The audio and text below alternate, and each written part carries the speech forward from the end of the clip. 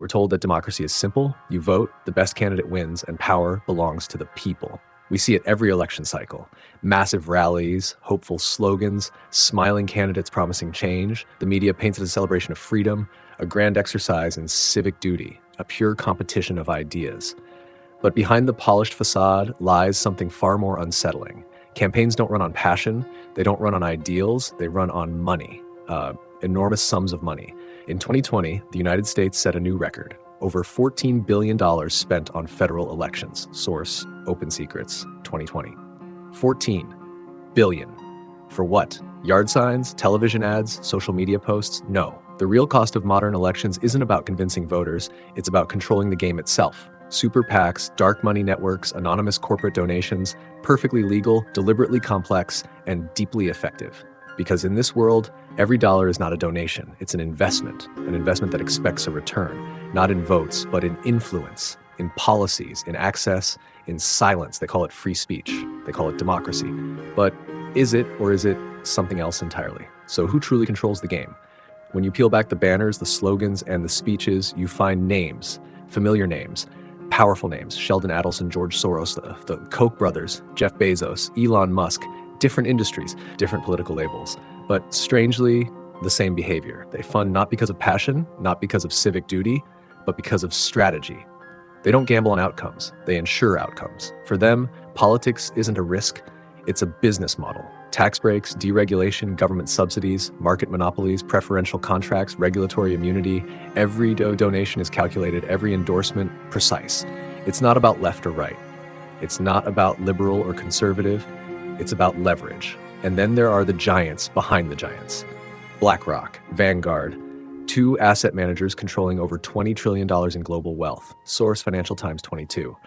Their reach is everywhere. Energy, pharmaceuticals, defense, technology, media. They hold controlling stakes in corporations that shape your daily life. And they fund both sides of the political aisle. Why? Because their priority isn't ideology. Their priority is stability. A stable system protects investments. A stable system ensures growth. A stable system guarantees uninterrupted profit. And so they fund both sides, quietly, systematically, relentlessly. They don't need to control who wins, because they control what happens no matter who wins. Behind every candidate, behind every party, behind every promise lies the same financial machinery. It's not about the vote. It's about the price, and someone is always willing to pay. It's not just about money, it's about structure. A system carefully designed to self-sustain, follow the cycle. Money flows into campaigns. Campaigns secure victories, victories appoint lawmakers, lawmakers draft policies, policies favor those who funded the campaigns. The returns, tax loopholes, regulatory exemptions, government contracts, market protection, the investors win, the cycle repeats, and the system tightens. Super PACs are legalized conduits. They allow virtually unlimited funds to shape elections without direct coordination, at least officially. But unofficially, the lines blur constantly.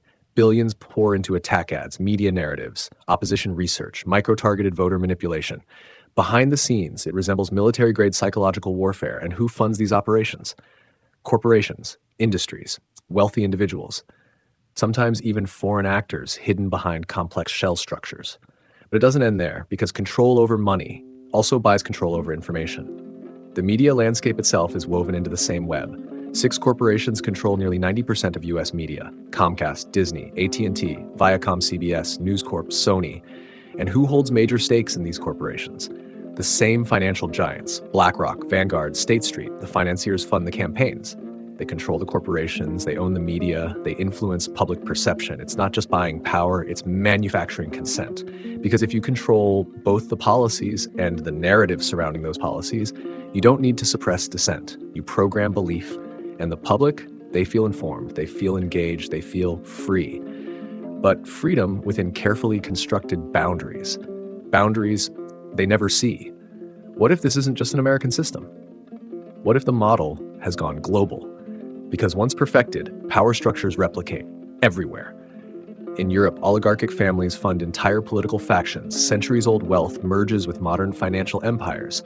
They control political parties, media outlets, financial institutions, creating self-contained dynasties wrapped in democratic costumes. In Asia, tech billionaires shape national policies to protect data monopolies.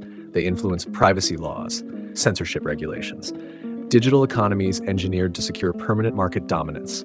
Governments serve as enablers, rewarding those who fortify control over their populations. In Africa, foreign mining conglomerates bankroll fragile governments. In exchange, unrestricted access to natural resources. Entire national economies held hostage, not by politicians, but by corporate contracts. The pattern remains disturbingly consistent. Control the funding, control the narrative, control the outcome. It transcends ideology, it transcends national borders, it transcends elections. The illusion remains intact. Citizens debate left versus right, socialists versus capitalists, progress versus tradition. But behind the performance, the puppeteers remain unchanged.